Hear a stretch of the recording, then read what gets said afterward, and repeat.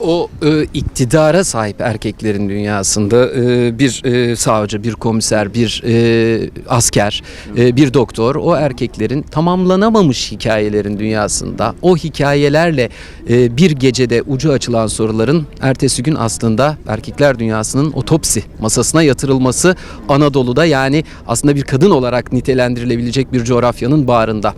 Buradan yola çıkarak Nuri Bilge Ceylan'ın bu erkeklerin paraya, güce endekslenmiş, iktidara endekslenmiş dünyasını deşen, hesaplaşan meselesine gelmek isterim. Doğru mudur bu yorumlar? Bunların üstüne sizin bu filmin meselesiyle ilgili neler söyleyeceğinizi merak ediyorum. Evet.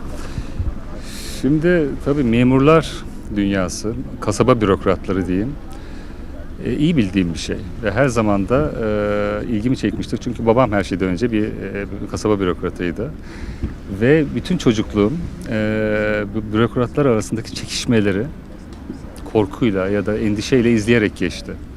Yani babamın çok kafasının takıldığı, onu üzen ayrıntılar çok hatırlarım, yani bir sürü vardır ve bunlar ciddi izler de bırakmıştır zihnimde. Biz zaten bunları çok konuşurduk. Belki sen de hatırlarsın. Biz Nürnberg'de Ercan'la bu kasaba ahlakı üzerine, Evet. senin de katıldığın çok muhabbet yaptık. O zamanlardan beri zaten çok ilgimizi çeken bir şey kasaba ahlakı. Yani insan ruhunun temellerine inen bir boyutu var. Daha kolay gösteren bir boyutu var. Kasaba bürokratları ise o güç ilişkisi ve hiyerarşisi içinde insan biraz farklı. Yani o kasaba bürokratları kasabadaki diğer halktan biraz kendilerini yalıtırlar. Biraz daha farklı dururlar. Hatta sosyalleştikleri kulüpleri vesaireleri de biraz ayrıdır. Çok iç içe girmezler. Yani belki bu hayatı zorlaştırdığı için de olabilir. Bir yargıçın onlara ceza verecek oluşu falan gibi sürekli. Ama bir yandan da inanılmaz bir didişme vardır ve bir iktidar savaşı, birbirini aşağılamak için fırsat kollamak. Dolayısıyla tüm bunlar bir film için çok uygun bir, tabii bir şeyleri anlatmak için uygun bir zemin oluşturuyor. Ama öte yandan şunun da farkındaydım. Yani bunlar günümüz sinema alışkanlıkları içinde izlenmesi çok zor şeyler. Kadının az olduğu ortamlar, hani bizim filmin geçtiği ortamlarda hani kadının olacağı bir yer, bir şey değil zaten. Hani erkekler arasında geçmek durumunda olan bir şey. Gece olması, otopsiler bilmem, yani izlemesinin çok zor olacağı, hiçbir ticari potansiyelinin olmayacağını zaten baştan biliyorduk. Ama yani bu saatten sonra da zaten bir ticari şeyim fazla olmuyor. Hiçbir zaman olmadı. Hiçbir filmim çok fazla izlenmedi zaten.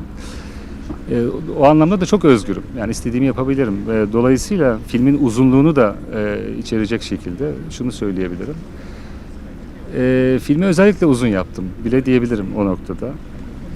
Çünkü şu da hoşuma gitmiyor. Yani sinema üzerindeki dayatmalar hiçbir sanatta bu kadar fazla değil. Yani bir romancı ister şu kalınlıkta bir roman yazar, ister şu kalınlıkta. Ama sinema endüstrisi insana 90 dakikalık film yapmaya itiyor, zorluyor. Çok fazla bir baskı var. Biraz bu baskılardan falan da arınmak istedim. Yani insanların sıkılmayacakları bir film değil. Sıkılanları filmin ilk yarısında elemek istedim biraz. Yani sinemadan istiyorlarsa çıkabilirler, vazgeçebilirler ki olabilir böyle bir şey. Peki affedersiniz sözünüzü böldüm ama tam o noktadan artık bir de olduğumuz noktaya, yani Kan sahillerindeyiz. Kan'a gelelim. Çünkü bir yandan da burada evet siz her zaman yarışmayı düşünerek çalışan bir insan değilsiniz ama artık bir yarışma ortamındayız. Bir yarışma var. Nasıl bir sonuç bekliyorsunuz? Ya da nereye doğru gittiğini şu ana kadarki Fısıltı Gazetesi'nin size söylediklerinden hissediyorsunuz? Valla Fısıltı Gazetesi falan, onlara pek bakmıyorum da genel olarak sinema üzerinden hani konuşursam ben giderek yabancılaştığımı hissediyorum sinema dünyasında. Yani dünya sinemasının gittiği yön bana kaygı veriyor doğrusu. Belki ben yaşlandığım için öyledir ya da gerçekten seyircinin ilgisini çekmek için her yol deneniyor. Yani bütün taktikler, film yapmayı yönlendiren şeyler yaratıcısını samimiyetten uzaklaştırabilecek tehlikeler içeren şeyler. İlginç olabilmek adına filmler gerçekçilikten, inandırıcılıktan uzaklaşmaya başlamış ve biraz sinemanın gidişatı beni endişelendirmeye başladı. O anlamda da edebiyatı biraz kıskandığım söylenebilir. Yani çok fazla paraya dayanan bir iş olması ve çok fazla insanın karışması ve üzerinde yönetmenlerin büyük bir yük oluşturuyor. Ve muhakkak ki bağımsızlıklarını özgür iradeyle karar vermelerini engelliyor. Ama sonunda Cannes Film Festivali gibi ortamlar tam da bu çıkışların kapıları diye düşünüyorum. Bilmiyorum katılıyor musunuz ama işte o çıkış kapılarına ihtiyacımız var. Biz sinema severlerinde ve Cannes Film Festivali benzer festivaller bize o kapıları biraz olsun gösteriyor. Cannes'ı çok iyi biliyorsunuz. Cannes'ın ruhunu çok iyi biliyorsunuz. Buradaki jüri dinamiklerini biliyorsunuz, yöneticileri biliyorsunuz. Bu sene Cannes belki son zamanlara göre biraz daha olaylı. En azından şu Lars von Trier meselesi belki biraz o anlamda hareket getirdi. Bu sene Cannes'ı nasıl gördün Nuri Bilge Ceylan? Ve neler söyleyecek bütün bu yaşanan meseleler ve bu senenin ruhu hakkında? Valla belki Cannes çok fazla değişmiyor ama belki ben çok değişiyorum zamanla, yaşlanıyorum ve toleransım azalıyor ve sinema konusundaki bir sinefil değilim ben. Yani her şeyi sevecek bir insan. Hani sinemada yapılan her şeyi, sinemayı çok sevmiyorum. Sevdiğim, ilgilendiğim şey başka. Dolayısıyla daha şey geliyor. Yani bir de o yaşananların farklı boyutlarını da görmeye başlıyor insan. Yani tabii ki anlıyorum. Yani Cannes gibi bir festival bir sürü dengeyi gözetmek zorunda. Buna bir şey demem de. Benim toleransım belki azalıyor. Yani buralarda motivasyonum artmıyor, öyle söyleyeyim. Motivasyonum azalıyor. Yani beni sinemaya yapmaya iten şeyler buralarda değil. Yani bunları o yüzden de hiçbir zaman abartmış değilim de. Yani normal hayatı, sıradan bir hayatı daha çok seviyorum kendim için.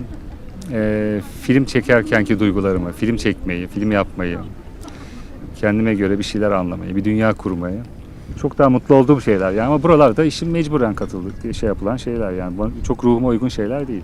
Biz de seyirciler olarak sizin yaptığınız filmleri seyretmeyi seviyoruz. 2 kere galiba yaşlanıyorum artık dediniz. Ben ona çok katılmıyorum. Yaşlanıyorsak da hep beraber yaşlanıyoruz. O başka bir duygu. Onu çok iyi anlayabiliyorum ama o duygunun ötesinde bir zamanlar Anadolu'da bizim başka yerlere götürdü. Biz izleyenleri, Türkiye'de de izleyecek olanlar izledikten sonra bu yorumları yapabilecekler. Elbette ki onları önceden çok fazla etkileyemeyiz görmedikleri bir film hakkında ama erkeklerin dünyasının, az önce söylediğiniz gibi kasaba ahlakının uçurumdan aşağı yuvarlanan ve diğer çürük elmaların yanına düşen bir elma gibi bayır aşağı gittiği olağanüstü bir roman, bir destan bir zamanlar Anadolu'da. Böyle bir filmle bizi buraya getirdiğiniz için, bize böyle bir film seyrettirdiğiniz için çok teşekkür ediyoruz Nuri Bilge Ceylan. Ben teşekkür ederim. Sağ olun.